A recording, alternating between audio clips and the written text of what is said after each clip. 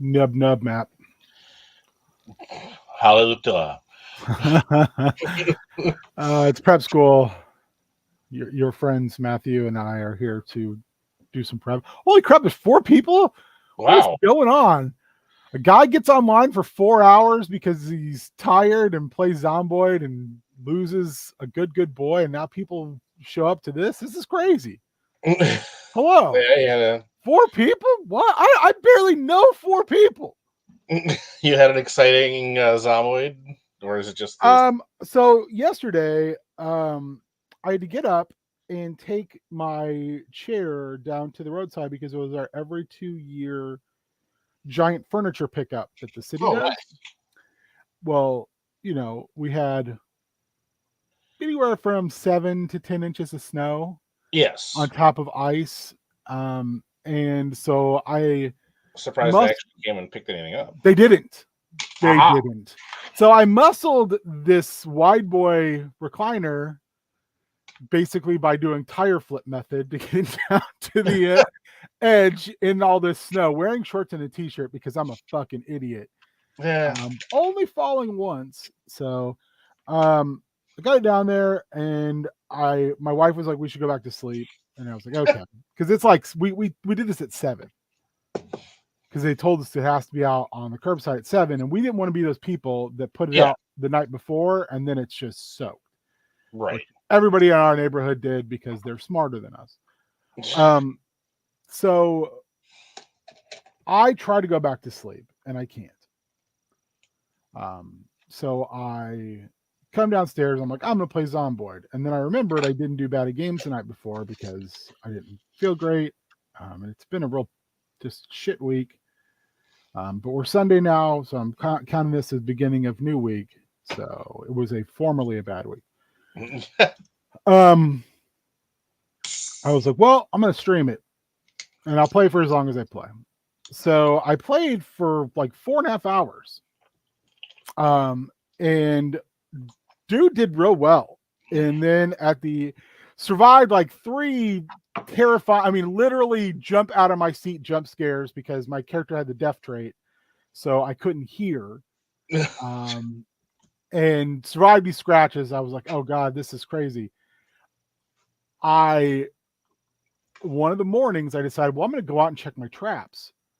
So I go out the window down the rope ladder, and there's a zombie at my front door. And once you're going down the rope ladder, you cannot stop. Oh. So I literally just scurry down into his waiting arms and get bit. I was so fucking mad. Yes, Super Spike, you missed a lot. So I go check my traps. I'm trying to figure out what my end game is going to be for this guy. I come back and I drop all my equipment, but I keep my clothes because they're pretty wrecked at this point. I make a Molotov. That's for you, Mitch. And I point up because Mitch is flying around somewhere, I'm sure. And I go out and I just Molotov a huge contingent of zombies. I do like a 4 hours in game time walk around to get as many zombies burning as possible. Because I know I'm going to die. I'm infected. So, and I took like a weapon I've never used before that I just had lying around, a rancher's machete, which looks wild. I burned to death like, I don't know, 50 zombies in the Congo line. And I do it in a fashion where I don't burn a bunch of buildings down. Yes, Shaggy, the omnipresent Mitch. So after that, I'm like, it's dark out. I don't want to go back home because I'm infected. I'm afraid if I go to sleep, it'll just expedite things and I'll die inside my base. So I just like, you know what? I killed all these zombies so I could go into the police station and so I could go into the farming camping store unmolested. So I'll just go in. It's dark. I'll go in. Who cares? I'm dead anyway. I go into the camping store, which is pitch black, and get attacked by like 5 zombies. I kill most of them. I get bit again, which I'm like, I don't care at this point. Yeah. Find out it's more camping than farming, which I was kind of irritated by. Mitch doesn't see and hear everything. Mitch hears and sees what Mitch wishes to see, and those are the only thing that matters to Mitch. So I leave the store and I just start yelling everywhere. I'm like, I'm going to take all the zombies that are in this area of Ekron and I'm going to lead them Pied Piper style north. So I get a contingent of about 60 zombies behind me, 60, 70 zombies, and I just start marching down the middle of the highway, just yelling the entire time. And this is probably the last 45 minutes of the stream. Usually stopping and killing or trying to kill some as I'm bleeding out slowly and turning. Find a animal corral. I jump in and I fight a bunch of zombies and just walk in circles while they follow me. Fight, turn around and walk away. Fight. Kill some. Almost get bit like 10 times. Jump over the fence. They follow me. So I see a farmhouse. And I'm like, oh God, you know what I should do? I should go in the farmhouse. I should turn the oven on and just leave it on and blow the house up. That'll be sweet. Forgetting there's electricity. So I go in, I turn it on, and nothing happens as the zombies are falling through the window I came in. And I'm like, oh shit, I'm going to die here. So I jump in the back window and I lead them through the house like, dogs through a trick path, killing them as I can. So I'm whittling this horde down the whole time, just like, this is stupid. This is so stupid. Eventually I leave that area and I can't remember how I died exactly. But I basically eventually ran. I just got slower and slower and slower, and I was bleeding out more and more and more. Because at one point I was just like, well, I'm not dying fast enough. So like this is taking forever, and I don't just want to give in and just like choke on it. So I take my bandages off. Oh, still dying slow.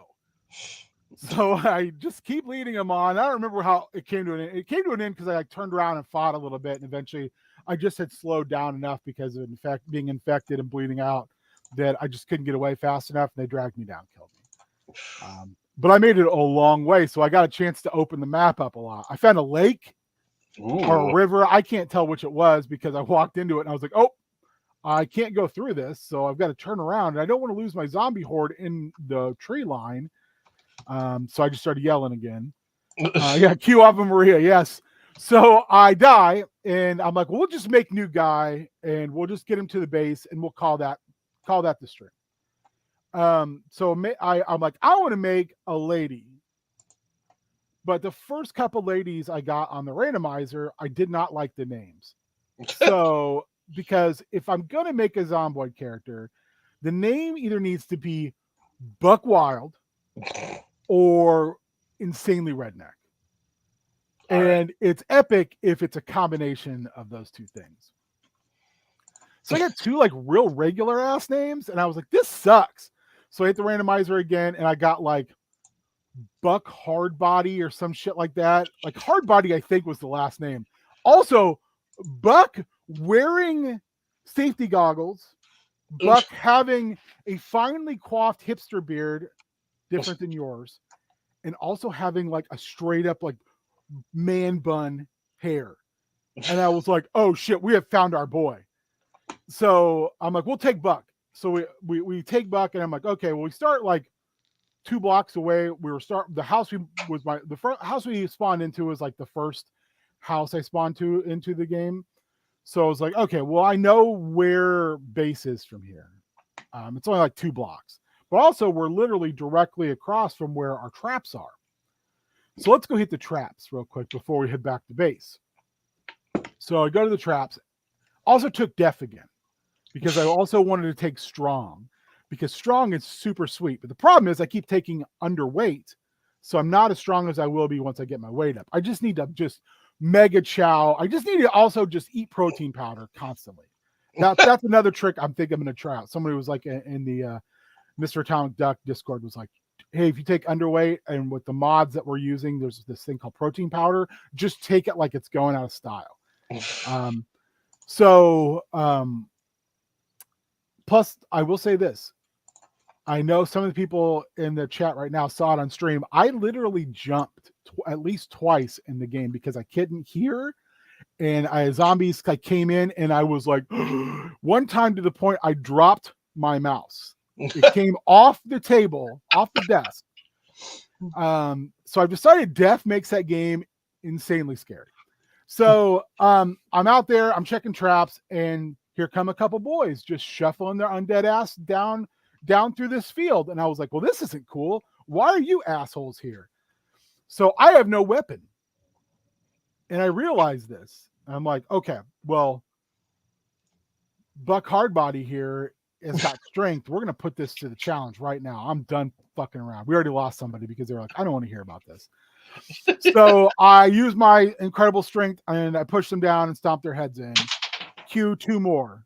Q2 more. Q2 more. I think I ended up killing like 10 zombies just by pushing them down and stomping on heads. And then I went back and I was like, okay, we're done now. But it was a wild ass, super fun like stream. And then I went outside and shoveled for an hour, which was fucking terrible. Yeah, that shit is nasty. They still haven't. They haven't even plowed. They plowed us in so fast, which was funny because I told Cassandra in the morning when we took the chair out, it's gonna, you know, what's gonna suck is when they plow in this chair. Yeah, he's like, they won't, and they did. They totally did. Yeah, no, it's they did the alley, which was nice. I was not expecting them to do that, but they still haven't plowed the street. They've done the snow emergency streets, but they didn't do the street out front. So weird. And at this point, it's, you know, it's crunchy enough that I don't. We'll see. It's supposed to get up to like 50 a day though. So that was the thing. As we were snow plowing and shoveling, like the areas that got clear were the concrete was getting dry, except for all the ice and snow falling out of the trees. Yes, pelting me in the head as I was shoveling. Yeah, Danny. I actually cracked the shaft of the shovel. It literally cracked from lifting up. Ours was already cracked there, but it's worse now, and it's pretty much done. Freya weeps upon her frozen throne super spike. That is a reference to a Sword song called Freya, which is very good. The early albums of the Sword are. So anyway, that's the rundown of our like emergency Bad Game stream yesterday, which we had a couple people jump in. There was a bunch of people by the end. I was like, holy shit. Who are you people, and why are you watching me play Zomboid terribly? But I also got Richard Oldraz to purchase Zomboid. He was like watching, he was like, this game is something I should buy. And I was like, it's the best $20 you'll ever spend. It's like sold. So hopefully I'll have a couple people that will jump on, because I also highly recommend. I did join Mr. Atomic Duck's Patreon, which gives you access to his whitelist server where, like, you know, there's like 100 people on that server almost at any given time. And I'm using all the mods he uses because you get a list of the mods used. I am always awed that any of you guys show up to watch anything we stream. So thank you. So yeah, it's weird. Sorry. Appreciate it. And it's weird. And yeah, it's cool. So anyway, Chaos Scar. Yes. So we didn't play last month because the boys in the Russell Boy crew couldn't come to a consensus of dates and times. I think the thing about it that was going on was like, I know for Zane, he had really limited availability because there was AEW was trying to give him a contract to do backstage work, and then he showed up, and then he and Caleb showed up backstage at NXT doing work. So I was like, "Hey man, what is going on?" He was like, "Those residuals for I can't remember the name of the wrestling show he did all that work on. Heels." He's like, I gotta make more. The residuals don't pay as much as I hoped.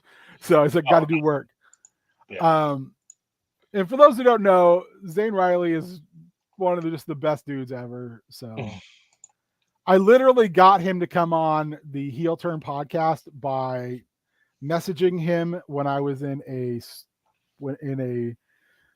back when I used to drink, because we did Heel Turn for a long ass time. Yeah. I just messaged him like from the bathroom and was like, "Hey dude, I know you don't know me, but we do this thing." And he was like, "Sure, man." And then we started talking on the podcast, and we kind of hit it off. And super cool guy. And he had been on a couple times, and we mainly talked about like his booking philosophy, which he learned from Steve Carino. And we tried to leave more controversial things like he and Caleb's and Man Scout's issues with FTR, and their theft of trying to steal the Revolt's name, kind of off the show, but also found out he loved D&D, and he was a forever DM. And Chris had kind of a lull in his schedule. Yes, Chris is great. We met Chris through Chikara because we used to travel to Chicago to go to the Chikara shows there. And Chris is just an awesome dude. In fact, there was a lot of folks in that promotion who were big dorks like us. And there was more than once where we tried to set up a D&D game. Like we would go to Chicago the night before and then try to get the D&D game going. But it never quite matched up with everybody's schedules. Because there was lots of cool folks who worked in that promotion. But Chris and I were communicating for a while because he would come up for First Wrestling, and then he decided to move to Minneapolis, St. Paul area, to the Metro, and we haven't got to hang out because I live like a hermit now. Like I basically live like I'm Vincent Price and I am Legend.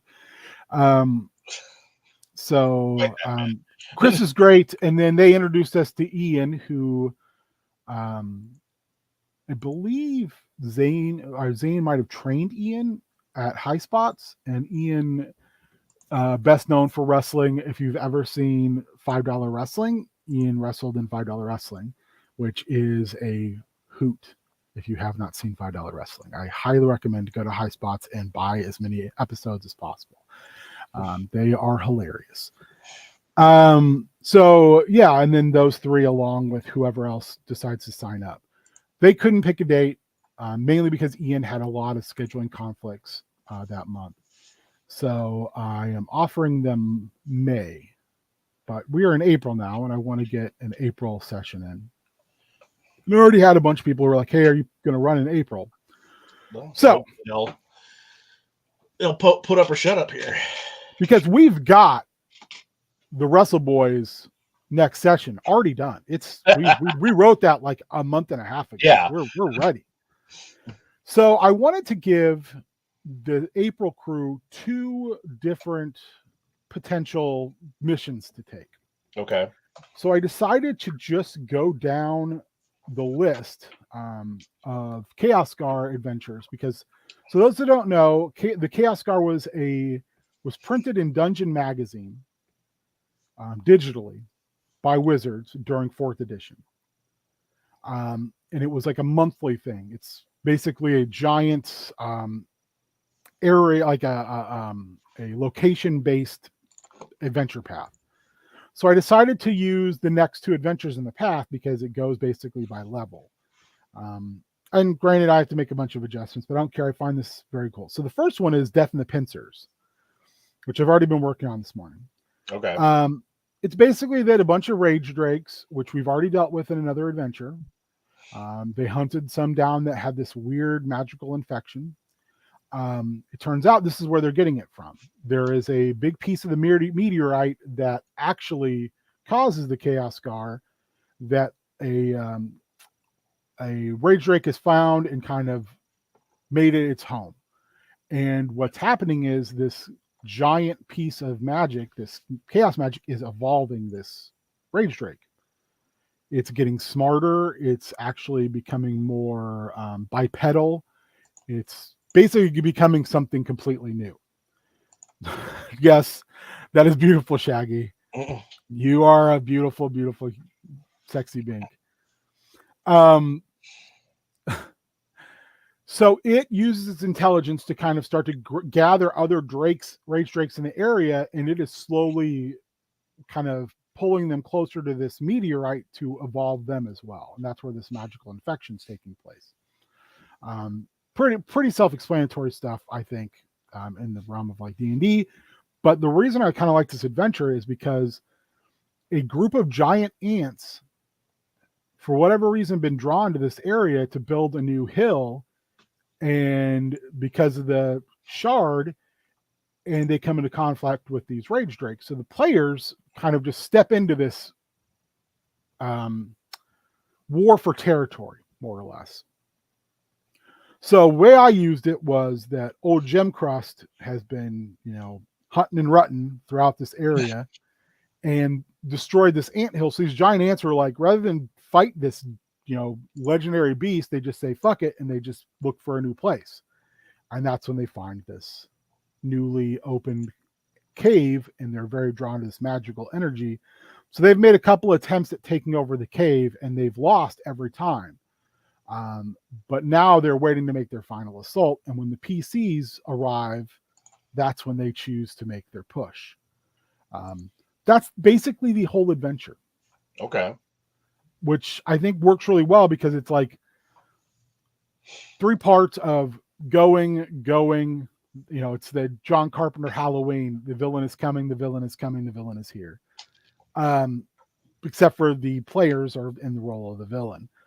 Also gives them, they do just need a hug. And that's something I want to bring up too, Super Spike. If this Rage Drake is now intelligent and it's evolving, do the PCs stop and take a chance to try to reach out and try to do something helpful there? Or do they say, you're a Rage Drake, you guys, these Rage Drakes have been killing people around the King's Wall. You're basically the equivalent of, small dragon wolves. So no, this can't stand. Or also, they're being paid to kill these things. Do they kill them? Giant ants are just ants. They're just giant versions of ants. They're like, well, this is ours now. Fuck right off. So that's just what they do. Also, the ants have a swarm of sturges, which I don't know if you were around last time we talked about sturges. No. Sturges are like super gross giant mosquitoes. They're are furry. Okay. And they suck your blood, but they're like the size of a fist. Oh, geez. Or a little bit bigger. Yeah.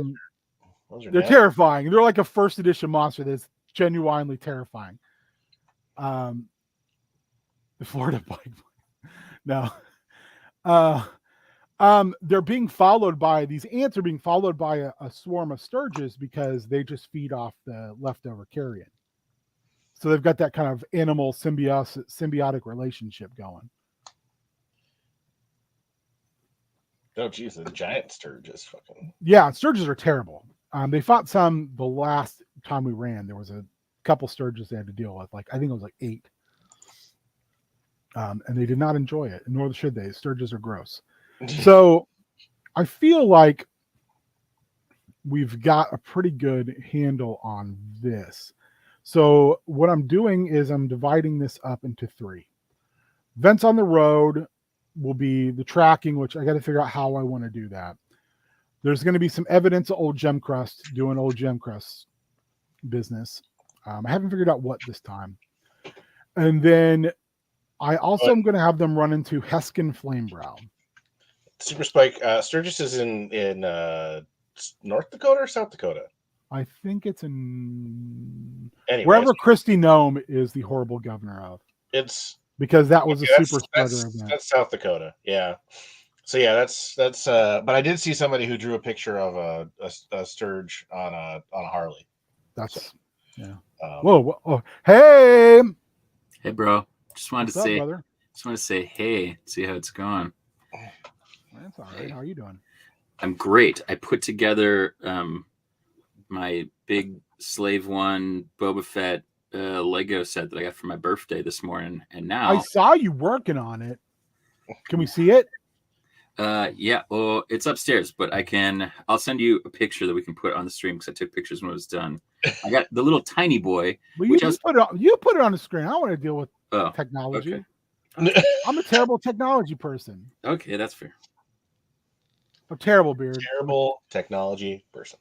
Yeah. Yes, I just you learned did something learn something at prep school, which is the location of Sturgis, South Dakota. I'm sorry.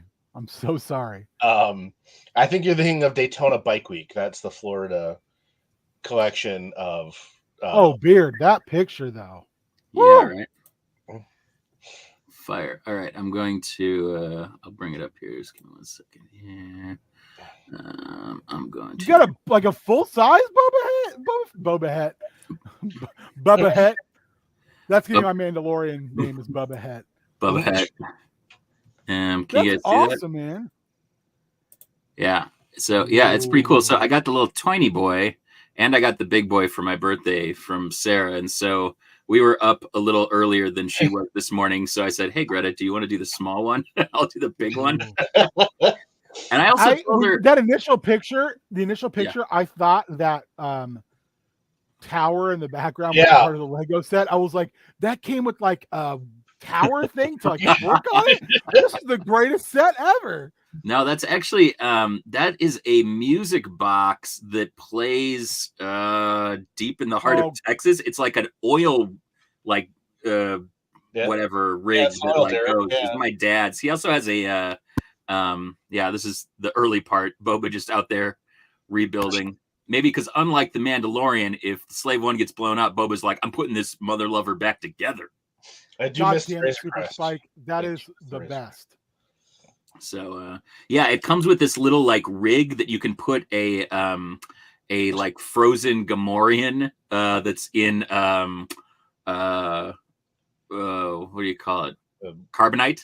And then you can like load it into the back, and it has a little thing that like goes down. And these, you can see this one is flipped, but these like dampers both move laterally, and then the entire thing shifts. Ooh. And then the way that this the way that the little tiny guy that Mando is on, this ladder like flips up to like hold down the carbonite bounties, but you can also tip it up at an angle, and you can set the Slave One up at an angle. It like sits in it so that you can display it like at an angle like it's flying. Ooh. Nice. It is real nice. Greta set this all up, so I didn't want to disturb the flow of it, but I'll maybe I'll hop on one of these days and show it in action. Yeah. So yes, Gamorrean and Carbonite is what I'm going to call whenever I put a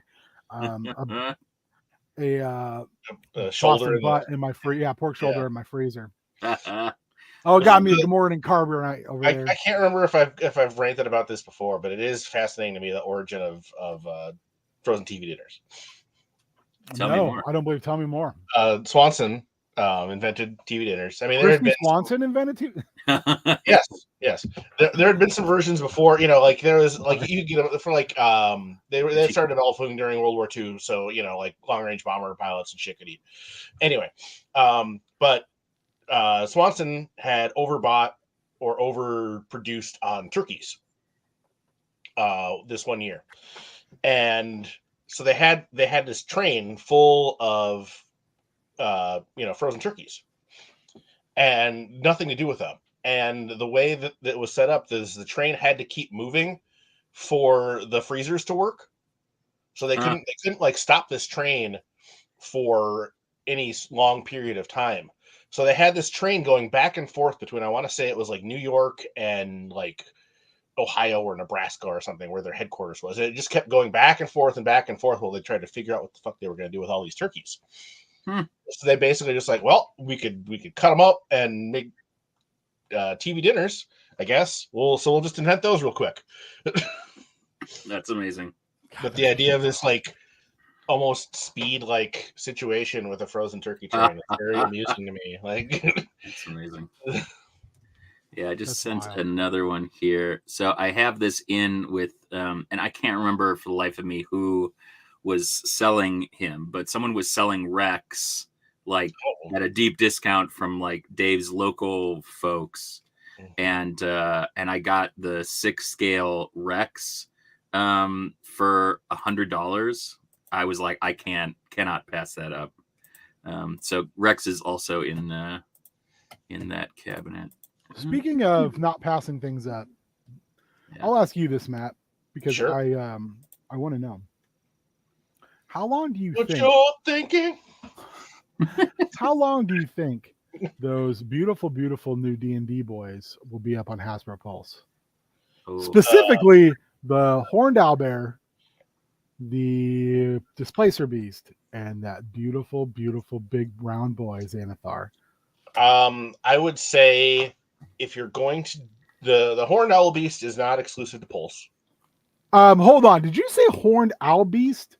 Well, that's what you said, isn't it? No, I said horned owl bear, Matthew. Well, whatever. goodness. Anyway, Horned owl bear. I was just parroting what I thought you said. I know it's an owl bear.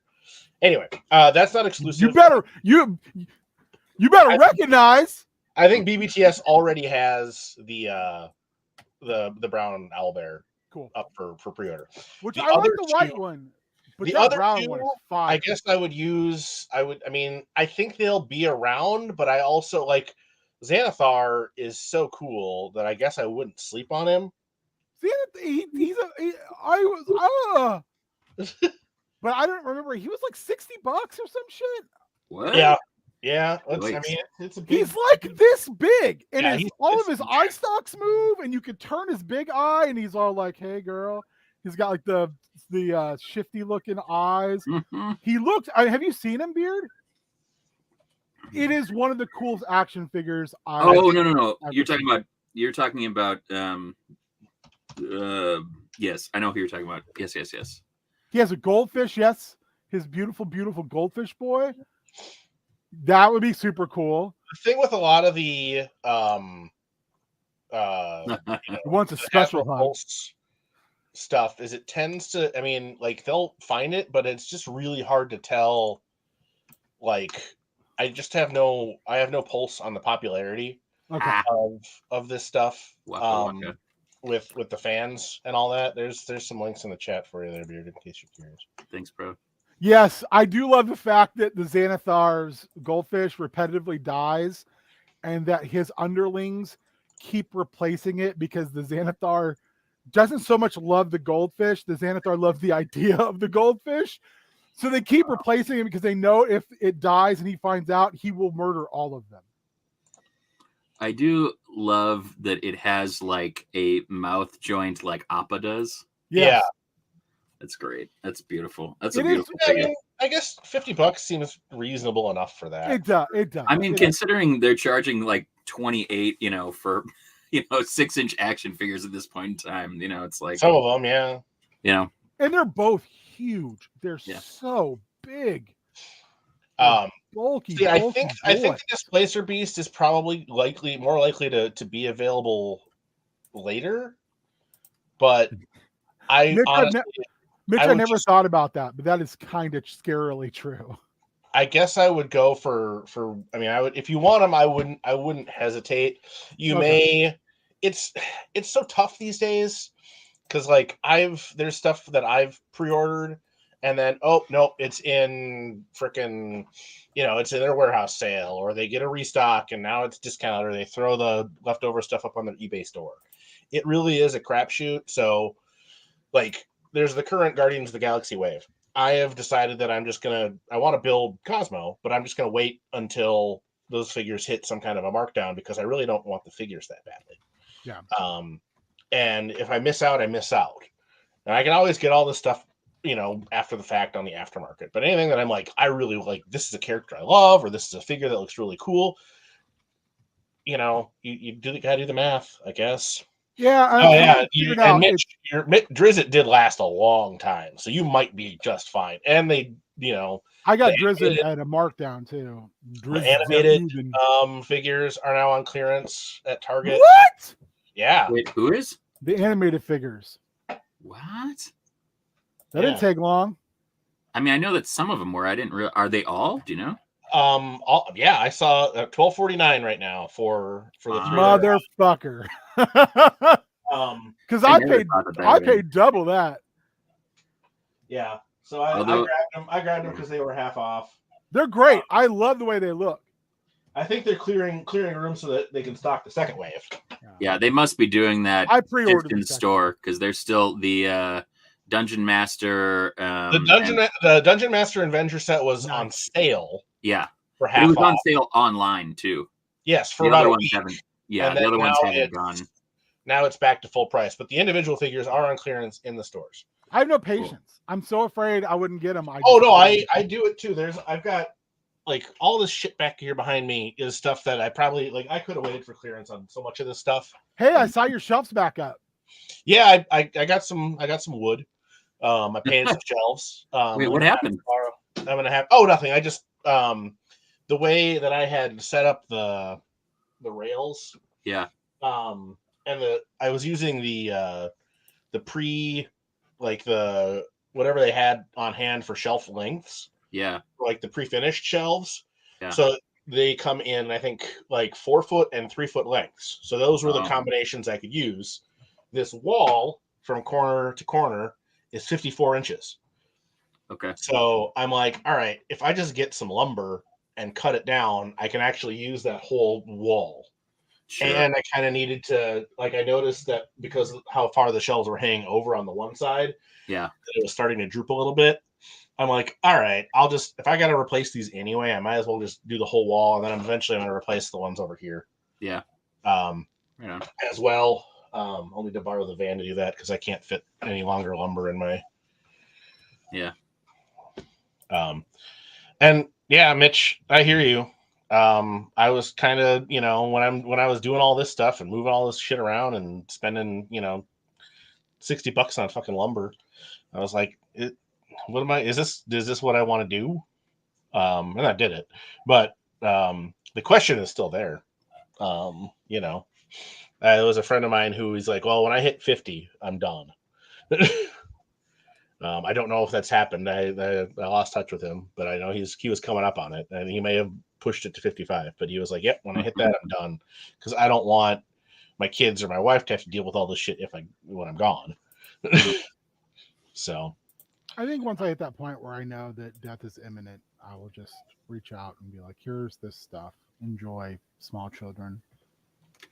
But they probably won't care because they will be like, "Why do I want to touch something when I can just digitally have it?" You never know; things may change, or in the it may get worse. It may get worse. Or in the blasted out hellscape that we find ourselves in, Motu Origins may become, the new currency. The world is a weird, wild place. And that's the thing. It's like Origins is my wheelhouse, but all the D&D stuff is like, I can't say no. Like the D&D stuff is like, that's Motu has a portion of my heart, but D&D is like been a weird plastic too. I mean, there was that guy who got they buried him on his motorcycle and embalmed him like riding it, and then put the whole thing in like this big like lucite case, and just put the whole thing down there. So he's also Beard.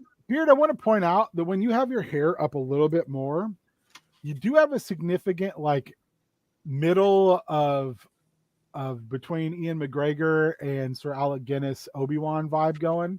Ooh, I like that. I have that because normally you have like a lighthouse keeper vibe, but I can just switch that. I can just switch that over to not a lighthouse, but a cave on Tatooine. Yeah, watching a young boy grow up. Yeah. Hello there. Yeah. Yeah, I don't know. Collecting is weird, and yes, I hear you, man. As soon as I said it, Beard, you got to do it. And then we need to turn something. We need to do it again without me talking. Little this guy. Hello. Do it without us talking. Do it when we're not talking. Hello there. Yeah, I need someone to turn that into a tiny little video that we can put on. We can just play off and on. Hello there. Hello there. I had you get it on a chip or whatever, and just make a keychain or something out of it. I had a Boba Fett keychain, and I'm gonna pull you guys and the chat. If you had a Boba Fett keychain that talked, and it only said one thing, and it had to be from the original trilogy. The Wilhelm scream. Which line? The Wilhelm scream. Okay. Which line would you want to say? Which line would you think it would say? Oh, he's no good to me dead. Okay. Oh man. The Wilhelm scream is iconic. I don't know what I'd have him say. I feel like the Wilhelm scream is such a travesty that it's just like like his death is played for comedy. That makes me angry. I don't actually. That is a great line, Super Spike. Yes. But it's not the best line because. Wait. So what is your favorite line? Well, I mean, no, that's the line. That's the line it said. Is put Captain Solo in the cargo hold. You would press the button, it would say put Captain Solo in the cargo hold. Why? He only has like 10 lines, I think, in the whole fucking trilogy. Yeah, I know, but like, why wouldn't you have it say like "as you wish" or something a little more? What if he doesn't survive? He's worth a lot to me. Yeah, something like that's like, I don't know. I'm trying to think of a memorable but not at all iconic line from one of the other characters, because it just doesn't feel like the best line. It's fair. I mean, he's no good to me dead. I feel like is probably the best line. That's my favorite line that he says. Yeah, I mean, and that would be a good one. Yeah. But he said put Captain Solo in the cargo hold. That's what it said. Yep. I actually also had a Boba Fett chain or a keychain growing up, and it was one of the hard metal ones, and it was like kind of bronze colored. He didn't say shit, but he didn't have to. That's why he was cool. Yeah, he didn't say shit. And yes, that would be much better, Mitch. If there was, I should have done that with all my Comtech chips that I just got rid of and just switched the labels around on them so that. That would have been amazing, yeah. Not that anybody's ever going to use those Comtech chips again. It's just Boba Fett saying, "I know." I mean, if I was doing from the new show, I would do it when Bo-Katan is just like, "I've heard your voice all over the galaxy," and he's just like, "Mine might be the last one you hear, princess." Yes, the Peter keychains. I had that. Yep, absolutely. Well, if you're gonna do Book of Boba Fett, you would want to do him on the speeder bike. Like a panther. No. Or I like using the Wilhelm scream instead. Yeah, I like when he shoots the 2 Imperial ships down with the 1 rocket, and he says, "I missed." Yeah, yeah, I was aiming for the other one. Yeah. I also like when they're like just about to come out of light speed. In the finale for season 2, and he's just like, "Power up those shields, princess. I'll put on a good show." I'm like, I kind of feel like we've reached peak version of who we are by it being for the last 15 minutes us just doing lines from Star Wars. Talking about Star Wars. Yeah, I'm sorry. I feel like you were doing Chaos Star. I flipped down. I was like, "Oh, they're doing Chaos Star. I'll just drop by and say hi." And then I'm like, "Oh god." That's one thing I always want to point out is we talked a little bit about this earlier when there was 5 people and then 4 people and then our base 3 was I was hopped on and everybody. No, it was before you, because I was talking about yesterday's Zomboid emergency stream, and I had said I don't think I know 5 people anymore, let alone 5 people watching us talk about dumb shit. So they just started to be like, nope. But there was 5 or 6 people watching me be horrible at Zomboid yesterday too, and that was after Mitch left and after Super Spike left. I was like, this is weird. Why are you people watching this?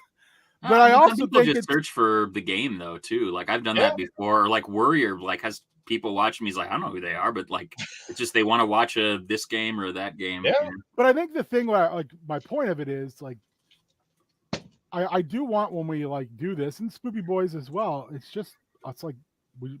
want people in the chat to feel like they're just hanging out and we're just talking.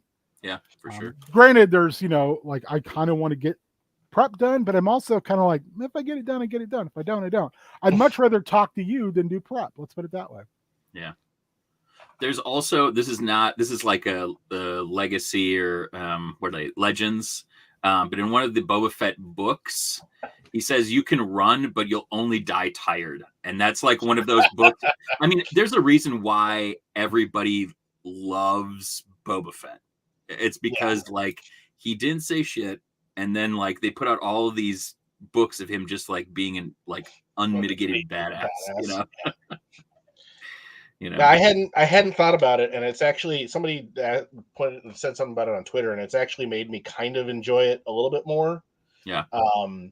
Because I haven't been like, I've been enjoying it, but it hasn't been like hitting me as much as the first season did of The Mandalorian. But so it's like I can't believe it took me 2 seasons of The Mandalorian and the Mandalorian diaspora to look up whether Jon Favreau is Jewish or not. And I'm like, oh, okay. Like that tracks. Like Mandalorians is space Jews, I guess. I don't know. I mean, it makes sense in a way. Yeah, I mean it tracks. It's an interesting take on it. I mean, I did also see somebody, say the more Mandalorians per episode, the worse it is. I haven't watched the most recent episode yet, and I'm like 3 episodes back on Bad Batch. Oh man, I know is you got a lot. Wild. You got a lot.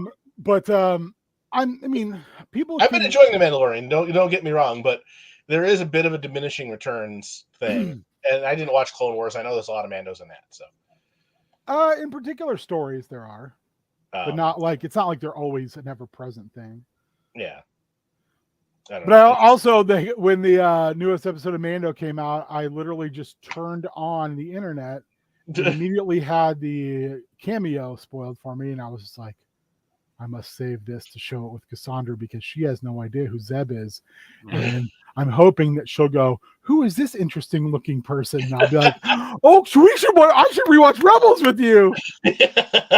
Which will be a no-go, I'm sure, but I would love to get her to do that. That's good shit. Rebels is great. It's so good.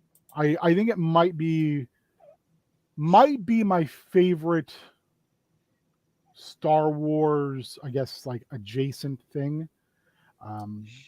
Well, you saw Rebels is my favorite Star Wars period. It's awfully hard to beat Empire Strikes Back. It's my favorite. It's my favorite Star Wars period. Empire Strikes Back is in my top 5 movies of all time. So, I always say this about Sparkle, the dog that Sarah brought to the home. Sparkle isn't stupid. It's just not smart because it doesn't have the capacity to rise above.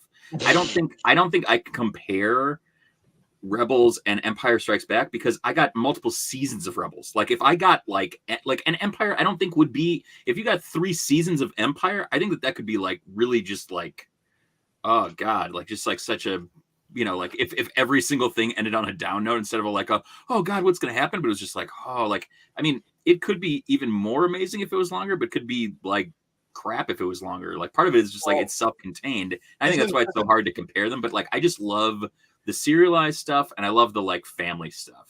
Like so isn't Empire the series just Andor? Yeah.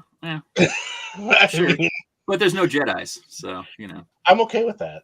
I haven't watched Resistance. I liked Resistance. I take that back. I watched the first episode and I disliked the lead character so much that I was like, well, if this show was just Poe Dameron, I'd be down. But because we've got this other character, I just but I'll say this. I watched the first episode of Resistance, hated it. I watched it again a couple months later, first and second episode, didn't get any further, and then I watched it all in a weekend, both seasons. Well, and that's the thing I've heard is like if you can get over that like initial dislike, that it's much like the Ahsoka season 1, Clone Wars, where you're like, I don't like this character, and then you see them grow, and you're like, oh, I get it now. They're like, this character has an arc. That it gets. Moral Oral is pretty fantastic. Also, I don't know if you guys saw it, but Gendy Tartakovsky's got a new thing coming out, and it looks incredible. Yeah, I heard that. That's very cool. I hope that he does more Primal, but this looks outstanding. This looks Wasn't there wild. another season of Primal coming? There's 2 of them. Oh, okay. I don't know if he's going to do a third. I really hope he does. Okay. Yeah, Unicorn. It's like, I can't remember the name. Yeah. Of it. It's got like a longer name than that, but it looks super fun.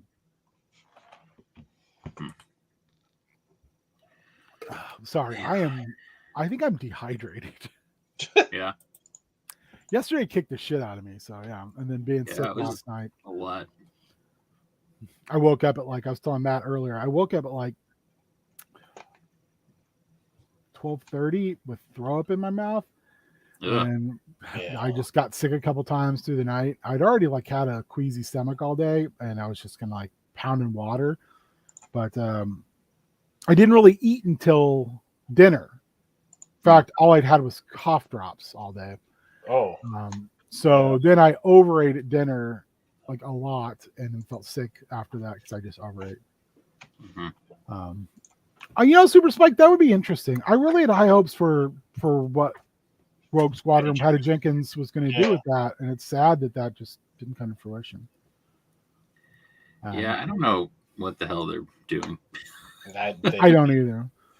But I mean, honestly, I don't understand how you don't make a Rogue One series, like a television series. Because to me, it's made for a serialized television series. I mean, I know that the budget's a lot, but So I know that, although you say that, and then you see things like that, E.C. Henry and who are the other guys that do that?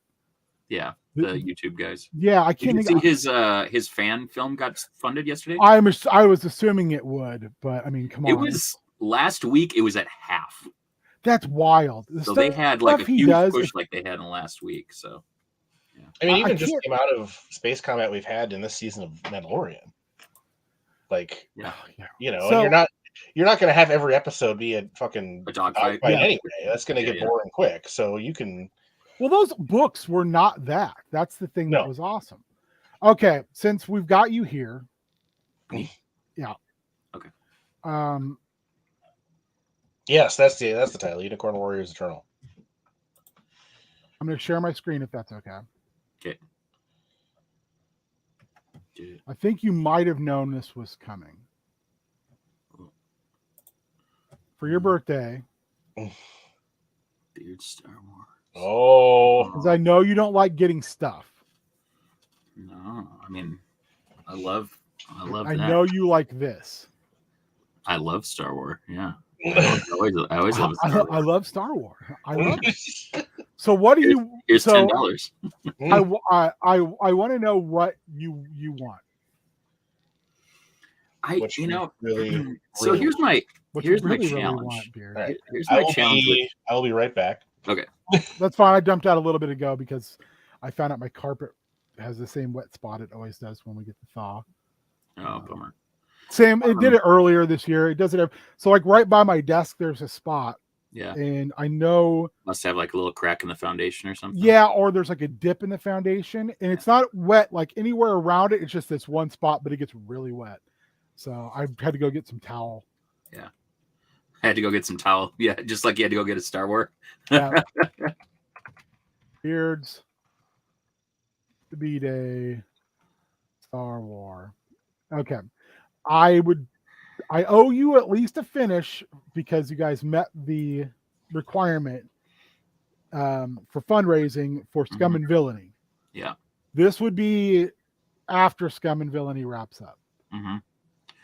Yeah, I've been. What do you want? What are the elements you would want? So we'll start this way. Yeah.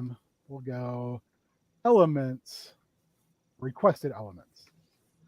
I think elements, things to avoid. We'll do it the beard way, which we'll do it like Microscope with the palette. Yes, I think that will make it have a little bit more of a beard birthday rather than it's just me saying I'm going to do Star Wars and you going, yeah, but Star Wars, and me going, yeah, but this is Star Wars, and you going, okay, I kind of love because Star Wars. Yeah, Okay, so I think that the things that I would like, okay. So I'm trying to figure out. I've been trying to think about this for a while. Like Okay. what do I really like? What do you want? What do you really, really want? Tell me what you want. I What think you I really, really imagined. want. I think I imagined us being a little more tweener than we were, and then I shot that guy in the face, and that really like sent us down a much different path. So I think I would like to be good guys or rebels. That was my thing. Do you want to play the same characters? I don't think so. Okay, I don't. I think I want to. Okay, so I'll say this. I think I want everyone to have the opportunity to play different characters. If they want to keep playing them, like they could like flip flop, right? Like they could join the rebellion, or I know that we're in a different timeline, but But so right now, I'm trying to keep all my Star Wars stuff. Yeah. Like I can't remember the exact like year BBY, but it's kind of like pre-rebellion. Yeah. Like when like there's these dissident cells out there. Yeah. It's the same with my other Star Wars crew, and eventually, because that crew is only technically 2 people. It's like Rebels and/or Era, like in that, like within 10 years before. Yes. That'll be happening. Yeah. So what I kind of consider your group to be, honestly, is kind of not the partisans, but just a little bit more moralistic than the partisans. Yeah. So you're still doing your thing, and I do consider your characters to be kind of redeemable characters. But they're semi-criminals, but they're also criminals who now have been co-opted into doing better things. Bounty hunters. But you're not bounty hunters anymore, really. Well, I realize that. Well, you're kind of dissident terrorists. Well, okay, we're criminals to the Empire, but that doesn't mean that we couldn't be assets elsewhere. Well, currently you are assets elsewhere. Yeah. But you're also seen as criminals to them because you did assassinate an asset for the reason of you being pissed off it wasn't who you thought you were there to kill. Yeah, that's fair. Yeah. It was slightly a temper tantrum, which was kind of magnificent in its scope and consequence. Listen, here's the deal. If I'm a Trandoshan and that happens to me, cold-blooded. So my question is, I like the idea, and whoever survives kind of that final part we need to get together and do, of being part of a larger cell, and that cell having other potential people in it, and you having the options. Yeah, I mean, that's you know what, Mitch? That is a really good way of putting it. Oh, I'm sorry. Beard, I'm going to let you deal with I'm just trying to allow you to do your thing. Because you keep beating me to it, and I'm like, I'm going to do this thing, and then I end up taking it away. You're always on this like great like thread, and I'm just like, oh, he doesn't have to pay attention to that, and then you're on it. This is why I'm terrible at streaming, because I can't do multiple things at once. Visually, I can't. So I like the idea of getting together and having some of the pre-existing NPCs and PCs from that other group. It'd be fun to get together with everybody, do an online thing, and just all the groups, not necessarily in character, but do this kind of hey, Well, eventually I want to be able to fold Mark and Shannon into that. Yeah. But, they've got their own NPCs. That have survived, and I want to be able to fold them in as well. You just make our group from the last set of sessions the villains. Well, I don't want to do that because I thought about that for a while. I mean, honestly, Matt, I did what would be interesting if your characters had headed down a more nasty road. I would have done that. I would have been okay, well, you're going to be the villains in this. But because you guys kind of took you worked a little bit with Ram Koda, you were taking on some things. I was like, well, okay, technically then you're more of an asset, Mitch said, kind of a Suicide Squad-esque thing. So I want to get those characters all together. And what I'd like to do is almost do it like they would in Monster Hearts when you fill out your homeroom. Is just saying, okay, well, these NPCs exist on both sides that are associated with your group, who else is in your cadre?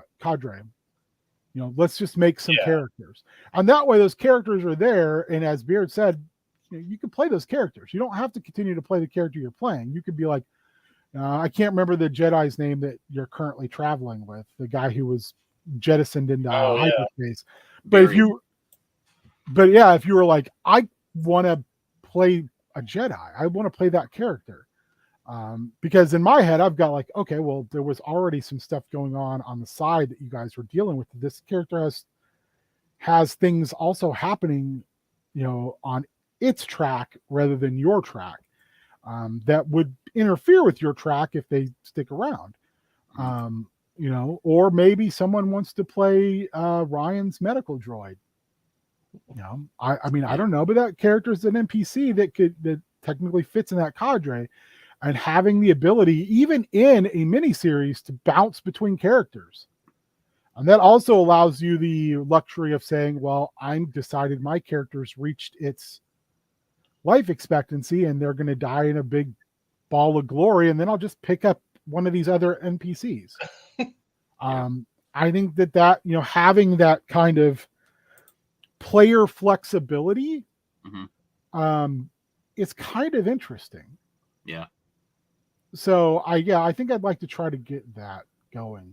And since Monster Hearts is kind of stalled because I asked my 3 players, who else do you want? And they're like, when you guys want to play? Oh, I'm just kind of like, well, maybe you guys get skipped until you can decide what you want to do. And I'll just go to do Star Wars or something else. Because I want to do something else right now. So yeah, I think, maybe trying to get that together. I'm trying to find players who are as motivated to do something as the amount of energy I'll have to put into it. And that's why when I look at like Monster Hearts, when I look at like Monster Hearts, I know those 3 players want to play, but getting them to like put that into it it's tough. Yeah, because they're just that's why Tasty Boys isn't Tasty Boys anymore. So I wrapped it up, and it's it's not like you said, right? It's not like anything against those people. It's just like I want people to like match that energy so that like we are just like having the best, most like intense fun time with the free time that we do have. So it's a great escape, And that's why strife and there's no. Let's be honest. That's why there was no Chaos Guard last month. It's because I had 2 people who gave me dates or gave me time windows and 2 people who didn't. And I was willing to do it not on a Monday. I was Solomon Grundying it for them. And they still just didn't respond. So I was like, okay, well, then I guess there's no Chaos Guard this month because Chaos Guard is it's kind of a Western Marches style game. I put out, here's the date, who wants to play? In a real Western Marches, I put, here's the game. You have to figure all that out on your own, players. And then you come to me and say, this is when we want to do it. But I even take that, out of their hands so they don't have to worry about it. So, and again, I think this is something I want to get across. You and I both, having run games, I put a lot of thought and a lot of energy into what I do. And I desperately, desperately, desperately want it to be fun. I get bent into an emotional pretzel about, is it fun? Are they having a good time? I want it to be an experience equivalent to going to see a movie. I want them to walk out. I want them to walk out of the game and say, damn, that was a good time. I feel like my time, not my money, my time was well spent. I think your time is even more valuable than your money. And and your energy too. And if it's not, to me, it's like heartbreaking. I feel like I've taken a commodity from you that is invaluable. So I do care, and I do a bunch of stupid voices, and I get super into it, and I, try to do as many mental gymnastics as possible to make it something memorable. Yeah. So all I ask is that like people put just the same amount of attention into it. Yeah. They're not, I mean, for lack of a better term, they don't tourist their way through it. And if they come to it as a tourist, then it's up to me to draw them in and make them go, I am now invested. Because you and I have both through this. How many times have we started a game and you've got someone who's on their phone or whatever? I don't look at that as like you're being disrespectful to the other people in the room. I look at that as a challenge of like, can I get this person in? Yeah. Can I hook them? And sometimes I do, and sometimes I don't. But a lot of times I do, and then they're the people that end up going, man, I had a blast. Yeah. So like that's my mantra to running games. I want to be able to do that. But if I can't get you to simply tell me when you want to play and who you want to play with, then I'm just like, this is not worth my creative energy. I can go do something else. Yeah. So I think that, you know, when I look at something like Star Wars, I know how much you enjoy it, but also I think I know how much it means to you to get that time with your friends together and to like have those stories. I know like how much it churns in your head. So I like doing that. It's also like a big part of it is it's not fantasy. Yeah.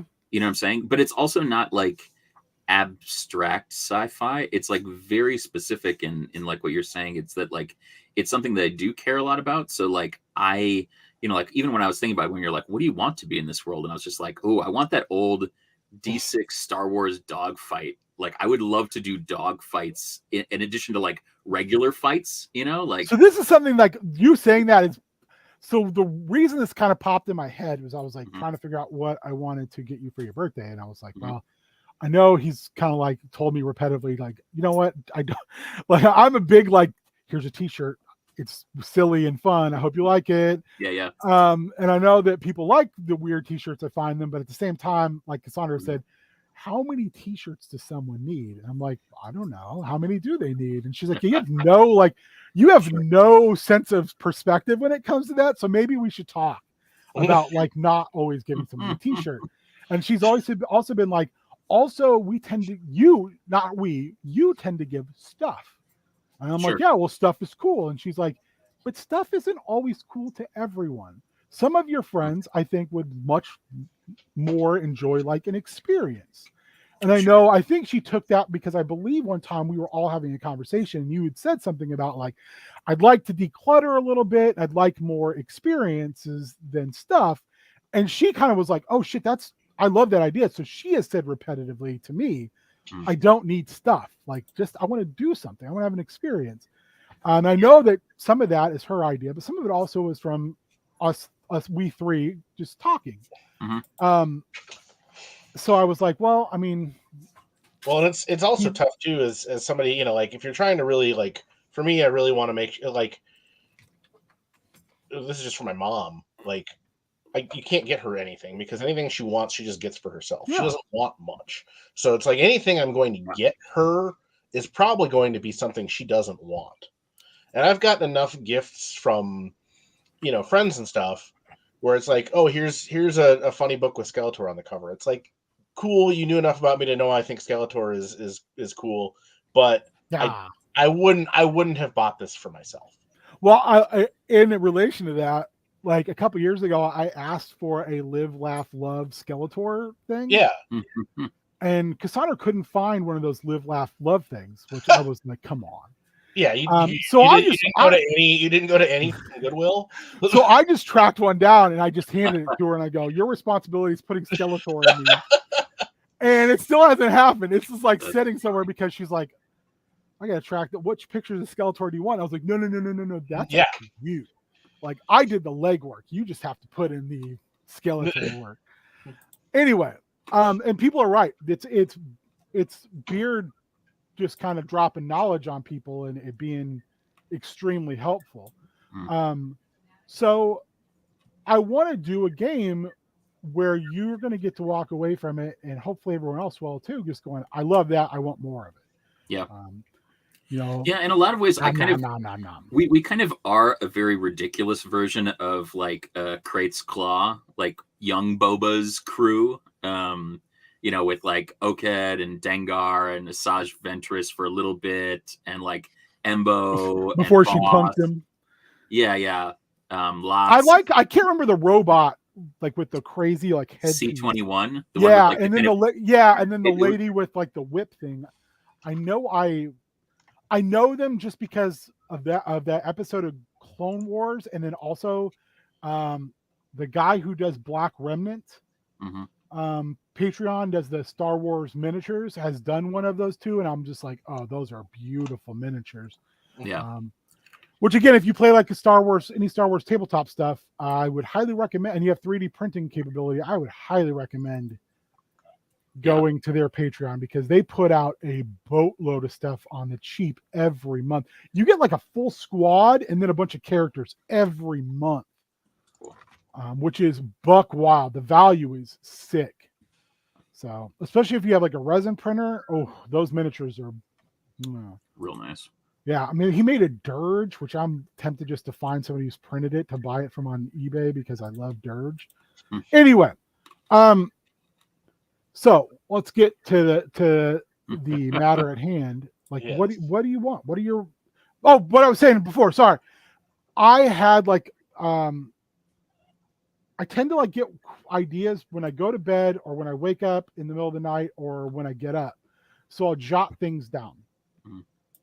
Like we were talking about this with We Deal in Lead with Colin, that I had this idea of the true knot being in the wasteland of the Dark Tower, and dealing with the fact that they were like hitting towns and like basically eating everyone in the towns of their energy. And they're like tracking down a group of outlaws. You're just going through ghost town after ghost town after ghost town. And you could almost turn it into like a Bone Tomahawk-esque kind of thing too. And Colin was like, oh shit. And I was like, yeah, I just like had this vision in my head of it. And I was like, oh, that'd be cool. So I'm just going to tell you about it. And if you decide to use it, you use it. Otherwise, I'll use it at a later date. So anyway, as I pulled this up, what popped into my head was like a faction of the rebellion, or the pre-rebellion, deciding to go in to cahoots with the droid Gotra, because the Gotra is like, we want to liberate some of the old CIS ships that run on AI, like the Luger Hulks, and I can't remember the name of the ship that the Spider General guy had. Those kind of long capital ships. Those ships, in doing some reading, those ships are AI, and they don't have a lot of capacity or need for organics. They're built to carry droid troops, so they run on minimal like life support power, but they're also easily adaptable. And that's one reason like Trench used them. I can't remember the name of the type of ship. I think that they're well, he had two, which they definitely were not living up to the thing. He had the Invincible and he had the Invulnerable. I'm trying to think of the name of the model of I can't remember. I'll try looking it up here. I think like they're like the main ships too. Yeah. Providence class dreadnought. That is exactly it. So I had this this visual idea of like this rebel cell, or this cell basically saying, we found where the Empire is decommissioning these in the Outer Rim. They're doing it on the quiet because they're also selling some of these. So they've got like a planetary decommissioning yard, like they're decommissioning some of them in space. And because of where they're at, the interference has caused them to have their communications and troops on a moon. So it's kind of like a threefold thing. They've got like the ships in the area to protect it. Then they've got the base on the moon, and then they have the decommissioning and like planetary like defense force there. So it's like splitting the group into three. So you need a group to basically engage the fleet. You need a group to hit the communications array on the moon. and then you need a group to go steal the ships. Yeah.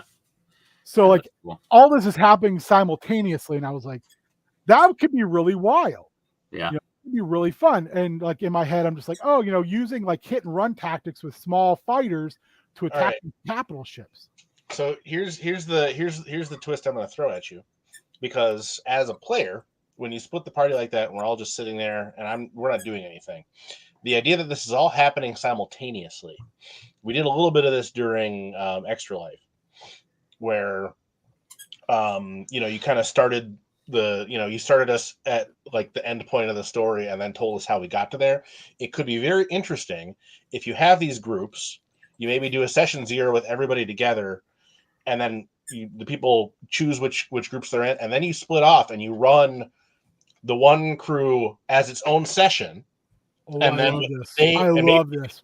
Maybe as like a dice roll thing. So each you determine which group goes first, and then the things that happen to that crew affect the next group. Yes. I love that idea. That's exactly, and that's what I mean. Beard, what do you think? It's your birthday. I was immediately going, "That's what we're going to do," because that's. No, I mean, to me, that's what we did. That's what and we did. then you had a point where everybody comes back together to play the final. And then they pick which character they're going to play for that final. Because in my head, I'm thinking like you're going to play a different character each session then until the final session. That way you get a chance to be like, okay, well, I'm going to play my Gamorrean, but I'll play them in the second act because your character's more melee based when we hit the communications array on the moon. But you might want to play a fighter pilot in the first, because you're like, well, that's more going to be a dogfight in space. So there's an NPC from the other Star Wars group that is a clone named Tic Tic, who one of the things that group did was they found a group of clones on ice, and they liberated the clones as well as their vehicles, as well as I can't remember the name of the better than X-Wing starfighter that I like. That I always joke about the blue collar X-Wing. I can't remember what it's called. Like X90 or whatever. Yeah. Z95. No, it's not the Z95. It's the bigger ship from the Clone Wars. Oh. One with the 3 wings, like the split wings. Yeah, it looks like a dragonfly almost. Yeah. What is that? Arc 170. Yeah. It's the Arc 170 fighter. They liberated that, and I think it was 24 clones, and some of the clones have died, but some of them haven't. So they've got a wing of clone fighters, and all these clones except for Tic Tic haven't aged because they've been basically frozen. So the first thing he did was free them and took out the chips, and they were like, okay, well, that's literally the bulk of their fighter squadron in that cell. Are these former clones? Well, they're not former clones. So, having them and just being able to go, okay, I have a clone who's a blank slate. I'll make a character out who's a pilot. I want to make a character out of that. And I love the Arc 170s because they're at minimum a 2-person flight crew. Yeah. So that makes it interesting that you've got 2 people in the ship. So that I think is, you can have one person who's just doing the actual gunnery and one person who's doing the flying. And it makes it kind of an interesting thing. Also, the potential for people dying. Yeah. What's interesting about that too is the B wings, that B wing Mach 3 or whatever that I sent you, that the guy did the visualization of, that I think is really amazing. Is the other guy Starforge? Is that the other YouTube page with all that? Yeah, it might be. I'll have to look it up. But that's something that I think is interesting too, is that we can start to have multiple kind of multi-person staffed fighters. So it's not just kind of I go do my own thing. Have to, there has to be some sort of coordination, which I think is really really interesting. Yeah. And that would be one of those things too, where, if we really wanted to get buck wild, we could actually get together and do it on a tabletop. Yeah, it'd be fun. Now we would have to figure out a way to get ships, but well, we could invite my other friend Joel, who has like all of the Armada. He was a playtester for Armada, X-Wing, stuff like that. He has like a whole and push comes to shove, you could just print some out, and my printer isn't working, so well, that's people have jobs for. That's what you go into the office for.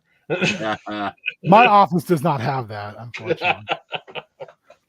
They don't have 3D printers in the office. Not when you work in human services. I'm not even talking a 3D printer. I know, I'm just joking. Yeah, we do have 3D printers at work. Somebody's having fun with them, not me. I would be. It'd be like when I had to print off D&D stuff at 2 jobs ago, when I would show up like an hour before the office opened, and I would just print off books. Yeah, I can print off paper stuff, but 3D printing, I don't have the access, unfortunately. Well, we know one of these guys who does the ship stuff, I believe, is E.C. Henry. But I know there's another person who does it as well.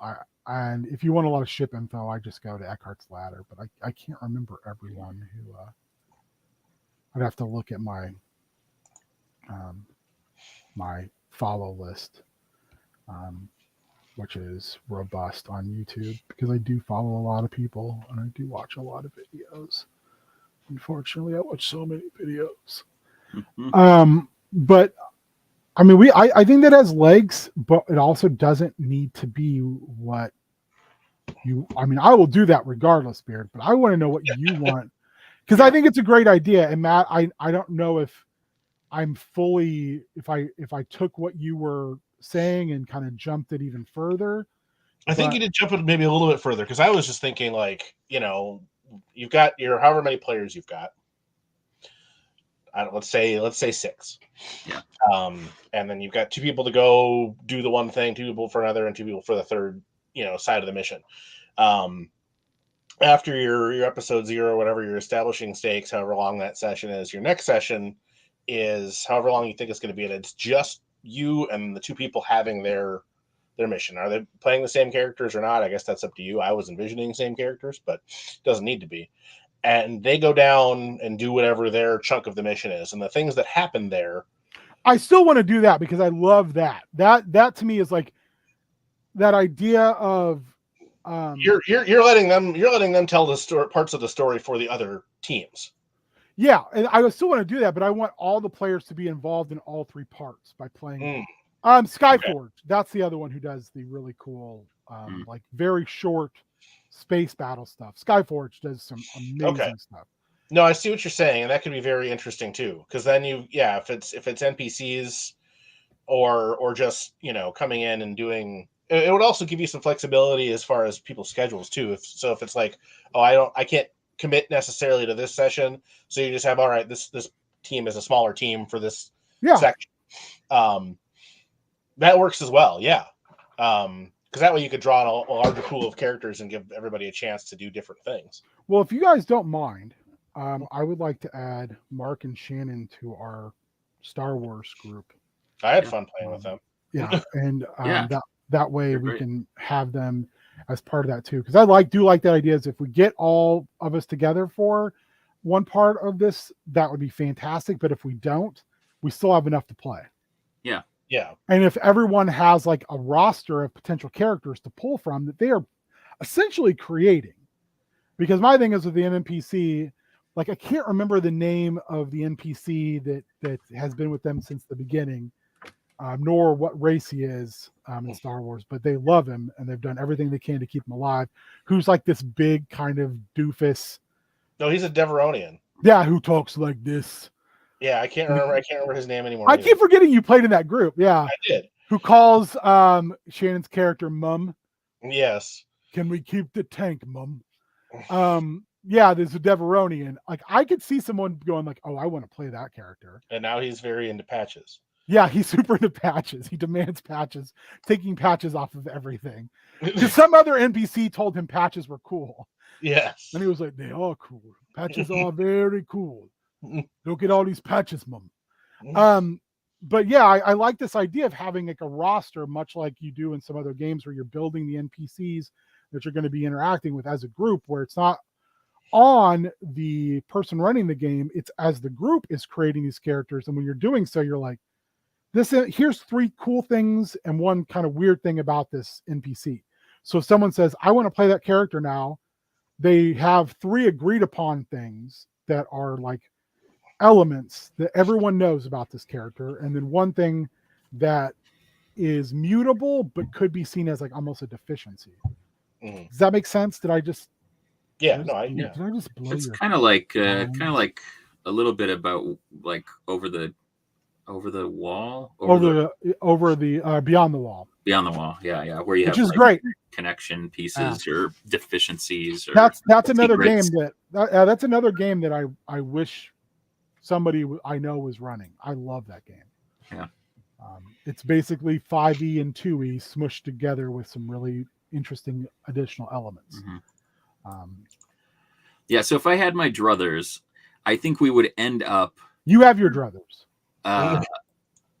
With something like Phoenix Squadron, and it doesn't have to start like that. But I think if we think about the arc, like the fact that like once that happened, that's basically like Jun Sato's. That's basically what the Ghost joins.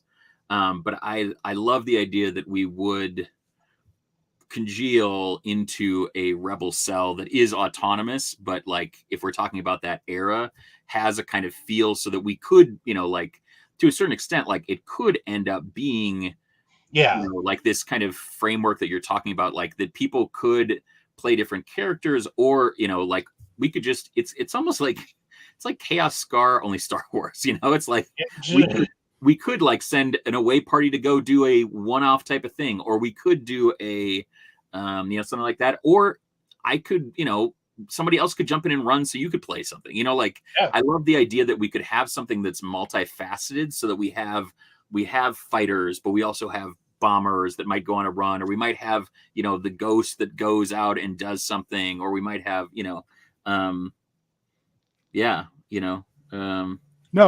that looks keep going, keep no, I love this idea. I think about the idea of it being whether it's you create your characters within that, and then you can use their characters, or you can pull on any characters, and it's almost like when you're it's the character select screen in fucking Street Fighter or whatever. Yes. Oh my god. Here's 12, 15, 20 characters that you can kind of pick from to play, and even get that.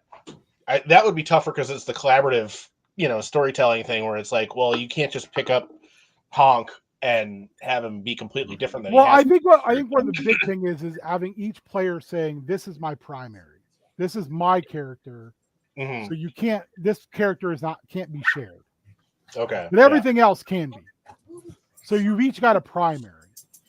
This is the character that is my default character. Right. I also love the idea of. Does that work? I was thinking, yeah, I think so. And I also think that like something like Iron Squadron, if you remember that, like it was like Jun Sato's brother. It's like his son took over, and they had the YT 2400, basically, basically Dash Rendar's ship. But like maybe we have something like that, or we have another ship that's like that, where it does you have the kind of away mission ship, right? Like there's DS9, but like at a certain point we start adding these pieces, and I think that's why. Rebels was focused on the one planet for a long time, and then went out in the wider galaxy, and then came back. And I think that's why Rebels is, to me, like I love it so much, is that Clone Wars is kind of inserted. There's a lot that grows, but it's basically inserted into an existing framework. Whereas, like, people love Ahsoka because you grow along with her, because she's new. And I think that's why Rebels is so good, is because it's almost all new, and the old things like plug into them rather than them plugging into the old things. And I think that's what's so. I think that's why I love Ahsoka, and that's why I love Rebels, is because like you have that like perspective, like Luke in the original trilogy, where you're like, oh, this is my like point of view character, and it I love the idea that we have point of view characters, but then we also have just like I want to play characters, you know, which is great. Oh yeah. So this is something I think we would want to use. Yeah, that's awesome. Also, I don't know if they've ever talked about it, but did anybody else just get the sense that Lothal is just supposed to be like Miyazaki Planet? Kind of. But I kind of want to use like this Outer Rim area. It just felt very Nausicaa. And there is a book that I remember owning in the old B6. Let's see if I have it. That's not it. In the old West End games, a box set. Let's see if maybe I have it in here.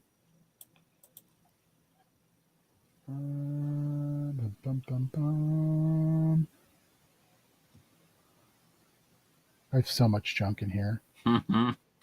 Well, yes, the comment is 10 minutes old, but you are right, Mitch Falcon, is that technically paper is 3D. We use it at work as an example to our customers about why your shit isn't going to work, because we say your feature is 0.003 of an inch thick, which if you just grab a Post-it note off your desk, that's how thick that is. So tell me how you think that's going to hold up when somebody works with it.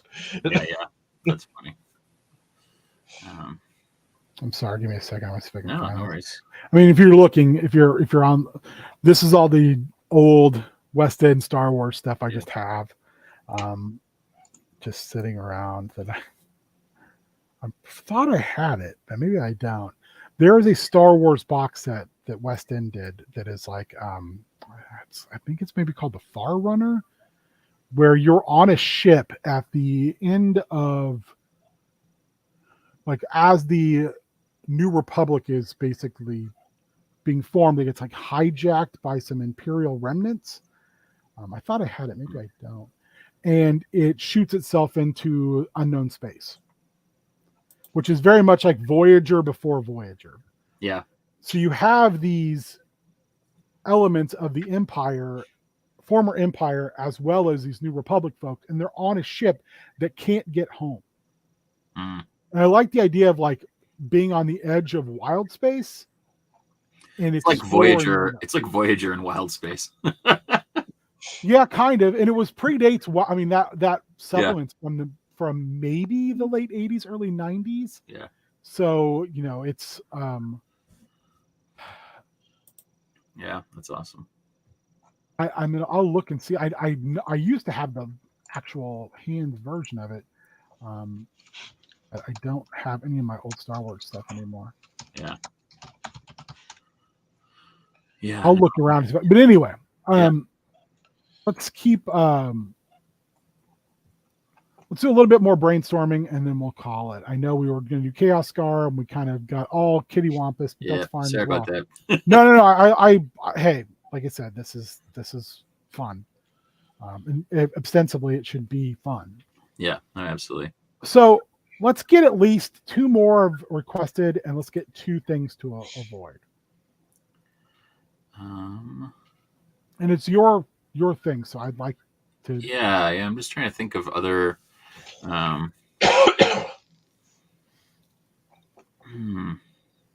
Also, I've been working on this mat, but I got to do some painting and some stuff on it. I'm trying to find a tail for this number of. Interesting. I got to paint that head a little bit and to get it more in line with Whiplash. But anyway, sorry. I was just re-familiarizing myself with the stuff that Kenner pitched for Post Jedi. It got super fucking weird. Yeah. Yeah. I'm thinking about all the things I'm thinking about all the things now. I mean, and now I'm just like going down a rabbit hole in Iron Squadron stuff just because I think that's awesome. Well, we can go into more specifics like that at any time. I'm more interested in like thematic things right now. Yeah, things to avoid. Okay, so here's requested elements. I think that someone has to play someone with force sensitivity.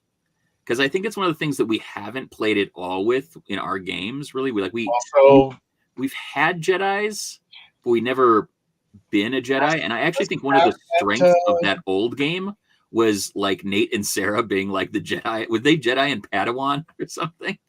Cassandra Or Sarah? and Sarah were both Jedis, like at different levels. Yeah, and I thought that was super interesting. I don't know that it's like necessary, but I think that that's the other thing I like about Rebels. It was not like we're kick-ass invulnerable Jedi,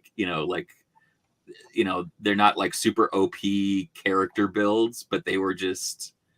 Isn't Mark's character kind of on that path? Mark's character is force sensitive, that he's found out, but he's not necessarily a Jedi. Yeah, he's kind of in that middle, and that's why Barriss Ophi was trying to get him to come with her. Yeah. So I don't know. I think that the idea of it, like, I'd hate for people to feel like because they played bounty hunters or played, whatever we're playing now previously, that they couldn't play something that was a bit more. But I don't know. Like, at the same time, the thing that's lovely about the entire time between the prequel trilogy and the original trilogy is that, like, there weren't all of these things, these Jedi out there. We could be on the path. Like, we could help people on the path from Kenobi. That might be super interesting. Like, we are a cell that is committed to supporting Jedi along the path, because that also, like, would allow us to be out in different places in the, like, in the Outer Rim or other things like that. Like, basically, maybe we're the last, leg of the path that helps people to wherever, I don't know. I like somehow tying into the mythos that, like, Kenobi started laying up about, like, force sensitives or perhaps like former Padawans or Jedis, like, getting them out without necessarily having to play one of them, but maybe for a session, like we're saying, Chaos Scar, like, maybe someone is the person that's trying to get away, or the person that's been in hiding for, the last 6 years or something. I don't know. I like I love the idea of having the ability to play it, or having characters there who are who can decide to do that, and but still having the ability to then say, well, that's a facet of who my character is, but doesn't necessarily mean that's my character. That, I think, is kind of what appeals to me, is that idea of you have consistent options, and I think also it gives players a chance to say, I want to play a character like Alari Marin, which was John Maddening's character, that I then kind of subsumed into other things. I, of course, asked him first because I'm a weirdo like that. But I like the idea too of having characters that are more, who maybe are less about, like, the battling portion, and more the political doing political machinations. That could be very interesting as well. I think having a kind of a cadre style pile of characters. Dark Strider, that was the name of the campaign. I just found the nice. free download of it, and there was, like, it was a box set, so you had, like, a pile of books in it. But I like the idea of having that as availability for a group of players who can jump in and out. Like you said, very Chaos Scar like. So it's one of those things where other people could potentially be a part of that if they so chose. Yeah. Spike, I haven't seen that. I haven't replaced that gun. And I haven't seen that, but I might go over to Walmart if it's only $9. I think it's still like 20 something online. They have it discounted down from like 35 for the B-Wing, that fighter snap kit that I put together on stream. But I mean, even at $21, like, I'd be tempted to buy a couple just to have a squadron. Yeah. That would be cool as hell. So I think, okay. So getting back to that, I'm sorry, I got kind of. No. What are we looking at? Can you give me a little bit more kind kind of tangible element thematically to put in these two categories? I know I'm putting you on the spot. No, I think I don't want like OP Jedi shit. You know, like I don't want one of us to like be Obi-Wan or like show up and be like, oh, like I thought this, you know, when I don't want any like edgelord tweener. I felt the dark side, but I'm still super powerful. Like, I mean, I think that's none of us really want to play those type of characters. I don't think, but I think that you know. Oh yeah, yeah. I will let you know, Super Spike. I think it might even be exacerbated because the Walmart that's near King and I is closing, so might actually get that deep discount. I think that that Walmart's brand new too. It's like less than 10 years old. I think it's less than 7 years old. Oh wow, it's a massive Walmart, and they're just gonna. Oh, it says pickup not available at Brooklyn Park Supercenter. Check available nearby. Oh, I can check available nearby. Not available. Oh, it's not available at any of my stores. Yeah, that's. But the one close to us is the Brooklyn Center, so I'll keep an eye out as well. I think that because they're going to be shutting down. I think that they've stopped ship to store to that already. Oh yeah, that wouldn't surprise me. Because it doesn't even show up on the list. That's more on the ball than I would expect from them with their online stuff, given how much of a shit show that usually is. Yeah. Normally it's like, oh, you pre-ordered this? Fuck you. It gets in everything. Yeah. Right. It gets in everything. Yeah, it's not. Yeah, it doesn't even show up as a possibility. That's funny. Well, I kind of wonder if those doors are just shut now. If it's closed, it might be. Yeah. No, it's not. It's through the end of the month, I think. Yeah, I think I want to say it was like they're closing sometime in May, but they're just like, we're done. It was later April. They want to sell as much of that shit down as they can. It's such a hassle to. I mean, circumstances could change, but anyway. Yeah, thanks. Thanks, Mike. Yeah. Yeah, I think, like I said, other things that are requested, I think having a kind of DS9 Phoenix Squadron flavor to it, in that there's like different scales that we could be, that we could run at, or like, I mean, honestly, like if somebody just wanted to run a dogfight in the D6 system and that was like a session, like we could do something and just kind of like say like, let's just do a thing, like, I think that's interesting. But well, and we're seeing it now a little bit with like the in the Mandalorian, where it's in that the timeline is kind of in a similar place, not except it's the Republic instead of the Empire. Yeah. And you have, again, since it's not going to be the Rebellion specifically, but here's this world that's maybe not quite, or you got it in Andor too, but it's like in that middle ground, and they don't want to really be beholden to anybody. Yeah.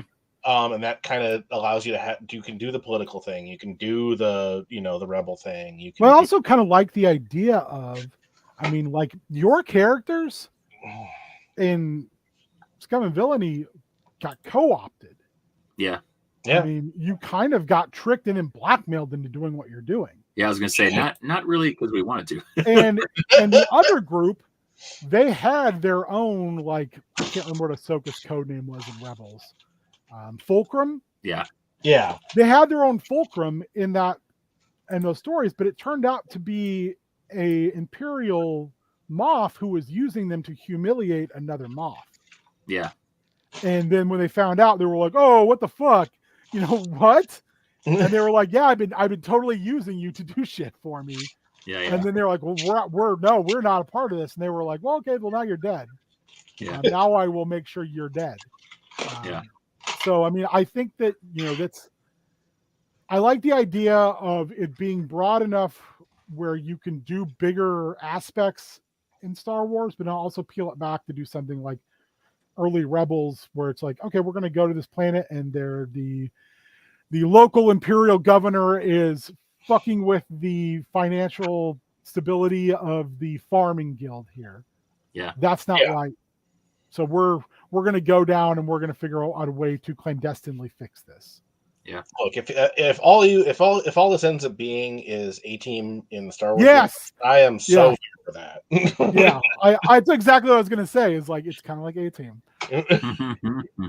But I love that. I love that idea. It can be A-Team or it can be straight up, more, which I think Andor has some definitely A-Team, DNA in it.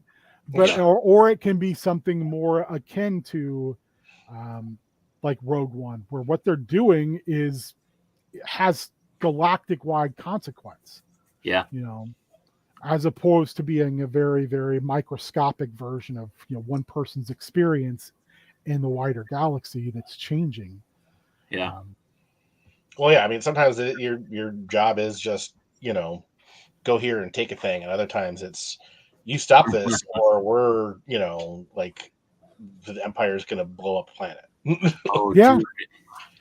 This would be amazing if we did it like the A-Team opening, only in Arabesh. Like in blue instead of red, like bing, bing, bing, bing, bing, bing, bing. No, I love it. That's a great idea. I might try doing that. But I mean, yeah, I don't know. I will also take this. Make the A-Team theme sound more Star Wars. It already pretty much is. Yeah. Just run it through Beard, what do we want to call this? Because I don't want to just call it Beard Star Wars. What do you want to Star Beards? Yeah. No. Well, I want to send this. I want to send this out to the group. Yeah. And have them kind of. That's fucking awesome. I read it the first time, I almost cackled. Yes. It's called Jizz. Jizz Wars. Don't Google that, kids. I think I also will invite Colin if that's okay. Oh, Colin would be great. And honestly, my friend Joel play tested Armada and stuff like that. Like he would be great. And he couldn't play last time. He was the other person I wanted to invite last time, but he was still under an NDA and he didn't want to slip up and accidentally say something that is not in public lore yet. I don't know if he'd be able to, but he's great. Outside of the two of you, he's the person I send all Star Wars things to. So I'm going to entitle it this, and I will put it in that. Call it Scum and Villainy, issue 80 of a 4-issue limited series. I'm going to put this kind of thing in between too. I mean, you could call it something like Scum and Rebellion or something like that. So it's like the crossover of all the things, or you should call it. You should call it Rebel Yell. What? That's got connotations outside of Billy Idol.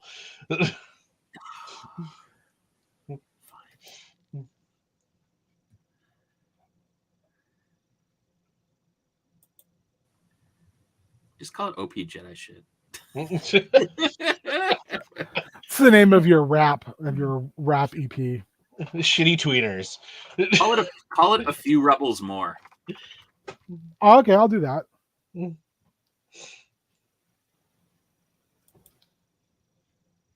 Because I also like it because it's like the Ray Bradbury quote where he said, so few people want to be rebels anymore, and out of those few, most like myself scare easily.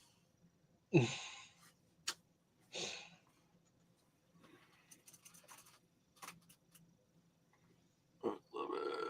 it. Okay. Super fun. Feedback. Questions.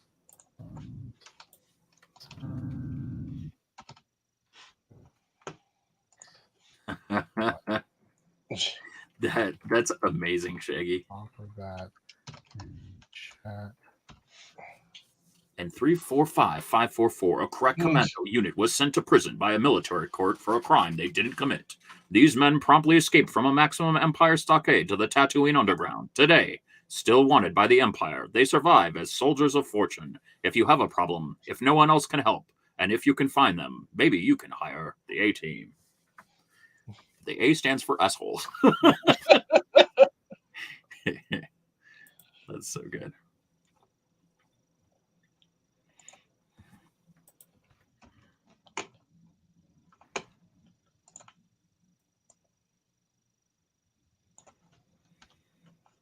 Oh shit, you Lauren for the intro.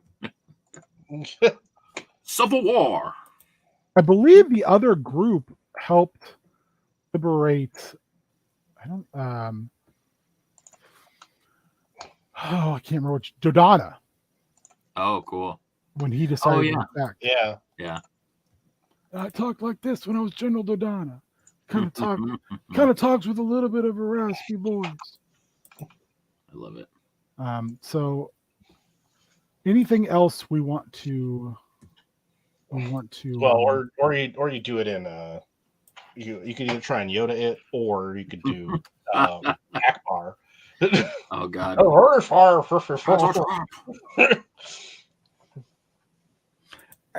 So anything else, you Beard, that you're looking thematically that you'd like to I love it. I love this kind of like I love the kind of Andor vibes too, you know, just like it's a little bit out of the way. That's why I kind of like the idea of a little bit of the path, you know, because it's just a little out of the way. Are you guys leaving? All right, give me 1 second.